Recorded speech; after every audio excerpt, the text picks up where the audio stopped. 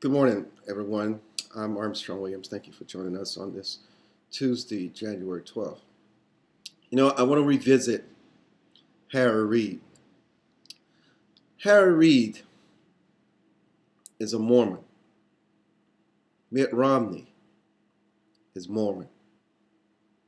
This country knows the history of the Mormon faith when it comes to the issue of race and the issues that Mitt Romney had during his presidential run with that issue. And he tried to address it and lay it to rest once and for all. Imagine this. Imagine Mitt Romney, given the history of his Mormon faith, had said the exact words of Senate Majority Leader Harry Reid. Can you imagine the outcry? Can you imagine the Mormon faith being placed under intense scrutiny and under a microscope? But is this what's happening to Harry Reid? No. Barbara Lee, Hillary Shelton, from the Congressional Black Caucus to the NAACP, have come out in defense of Mr. Reid. Even the president himself has said he's a good man. He accepted his apology. Let's revisit the president's history on race.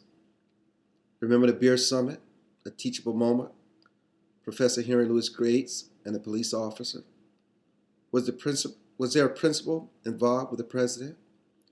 Remember Vice President Biden and his comments about an articulate black man and the presidential race? The president gave him a pass. And now here we are with Harry Reid. Do you think the president is supporting Harry Reid based on principle? It's based on the fact that he needs Harry Reid to carry his water for health care and God knows what else.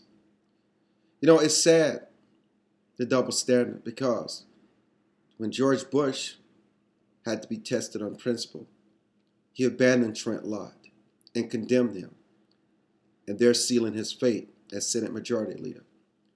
The reason why Harry Reid is getting a different standard is because the president just happened to be an American who is black. Is this furthering the progress on race relations, or is it making matters worse? You be the judge. I took a principled position against the Senate Majority Leader Trent Lott. It cost me dearly. I'm sure it had much to do with why I was abandoned during No Child Left Behind. But my position was principled. I felt the Senate Majority Leader was wrong in what he said at Senator Strom Thurmond's birthday party. No different than how I feel about Senate Majority Leader Harry Reid. But where is the Congressional Black Caucus, the Civil Rights Movement, the liberal media, the liberal establishment when it comes to their principles?